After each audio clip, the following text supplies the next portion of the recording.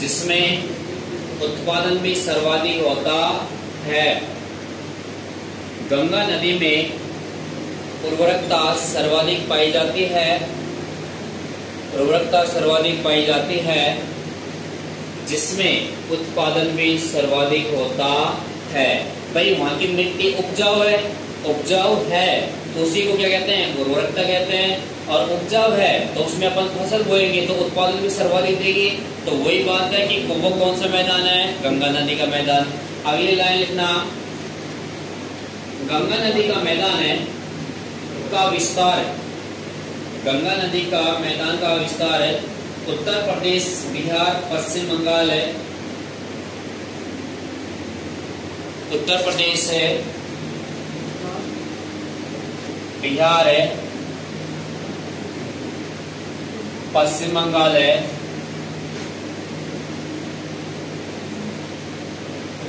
में फैला हुआ है। उत्तर प्रदेश, बिहार और पश्चिम बंगाल में फैला हुआ है। और उत्तर प्रदेश, बिहार और पश्चिम बंगाल में फैला हुआ है। तो एक बार देखना, फिर इसके अपन नदियां लिखेंगे, एक चार्ट बनाएंगे, उस चार्ट में पूरी नदियां हम बनाएंगे। देखो आपसे पूछे गंगा नदी का मैदान, गंगा नदी का मैदान है ये कितने प्रतिशत भूभाग में फैला हुआ, बोलो 26% भूभाग में।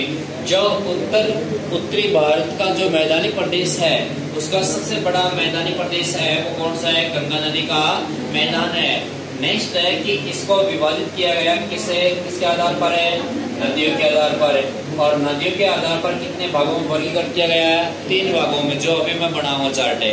नेक्स्ट है इसका विस्तार पाया जाता है कितने राज्यों में पाया जाता है, 3 राज्यों में, उत्तर प्रदेश, बिहार और पश्चिम बंगाल। नेक्स्ट है कि आपसे पूछे कि गंगा नदी का मैदान है सबसे बड़ा मैदानी प्रदेश है और तो इसका कितना प्रतिशत भूभाग पर फैला हुआ है, 26% भूभाग पर फैला हुआ है। नेक्स्ट है इसकी रचना या उत्पत्ति या निर्माण किसमें हुई है, बोलो अग्रगाट काल में हुई है इसके निर्माण या रचना। नेक्स्ट है कि इसमें उर्वरकता की मात्रा सर्वाधिक पाई जाती है और उर्वरकता की मात्रा सर्वाधिक पाई जाती है तो उत्पादन भी सर्वाधिक होएगा, उत्पादन भी सर्वाधिक होएगा। वो किस मैदान में, बोलो गंगा नदी के मैदान में। और गंगा नदी का मैदान है ये कैसा मैदान है, उपजाऊ मैदान है। तो नोट डाल लिखना, नोट डाल लिखना, गंगा नदी का मैदान है, गंगा नदी का मैदान है एक उपजाऊ मैदान है। एक कैसा मैदान है, बोलो उपजाऊ मैदान है। कैसा मैदान है, उपजाऊ मैदान है। और नेक्स्ट अगला डाल के बात मत करो रे, अगले से डालना, गंगा नदी के मैदान है को 3 भागों में, 3 भागों में वर्गीकरण है। कितने भागों में वर्गीकरण किया गया है, 3 भागों में वर्गीकरण किया गया है। बना लेना, मैं हट जाऊंगा तो फिर कौन बनाएगा, क्या कह रहे हो। देखो 3 भागों में इसको वर्गीकरण किया गया है।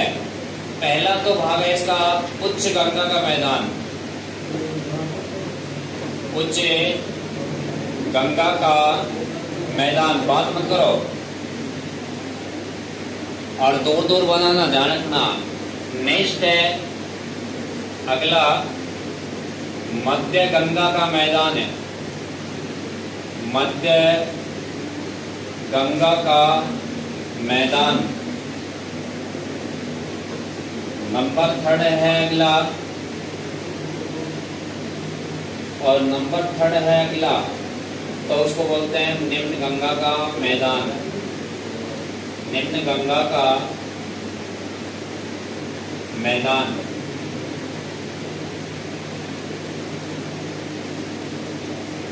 निम्न गंगा नदी का मैदान कितने भागों में बांटा गया बोलो? 3 भागों में बांटा गया है। और 3 भागों में बांट अब चल रहा है चल नहीं चल रहा थे। देखो एक बार देख लो भाई, अब देख लो फिर इसको मैं लिखवाना है आगे कि आपसे पूछे गंगा नदी के मैदान को कितने भागों में वर्गीकृत किया गया है? 3 भागों में। 3 कौन कौन से हैं? उच्च गंगा का मैदान, मध्य गंगा का मैदान और अगला निम्न गंगा का मैदान। और निम्न गंगा का मैदान को दूसरा के एक नाम से भी जाना जाता है और पश्चिम बंगाल का मैदान। और पश्चिम बंगाल का मैदान के नाम से जाना जाता है तो वो मैदान कहाँ स्थित है बोलो? निम्न गंगा का मैदान है पश्चिम बंगाल में। तो इसी वजह से इसे क्या कहते हैं? पश्चिम बंगाल का मैदान। तो गंगा नदी के मैदान को मुख्यतः कितने भागों में बांटा गया है? 3 भागों में बांटा गया है। उच्च गंगा का मैदान, मध्य गंगा का मैदान और निम्न गंगा का मैदान। ध्यान देना कि उच्च गंगा के मैदान को कितने भागों में बांटा गया है? 2 भागों में। एक तो कौन सा मैदान है बोलो? बुंदेलखंड का मैदान और दूसरा कौन सा है? अवध का मैदान। इसी तरीके से मध्य गंगा के मैदान है उसको भी कितने भागों में बांटा गया है बोलो? 2 भागों में। और 2 भाग कौन से हैं? पूर्वी यूपी का मैदान और बिहार का मैदान। मतलब ये मध्य गंगा का मैदान है तो इसका पूर्वी भाग है उत्तर प्रदेश का पूर्वी भाग, एक तो वो है और एक है बिहार का मैदान, मतलब बिहार में फैला हुआ है उस क्षेत्र का नाम है। तो इसको 2 भागों में बांटा गया, पूर्वी यूपी का मैदान और बिहार का मैदान। नेक्स्ट है कि निम्न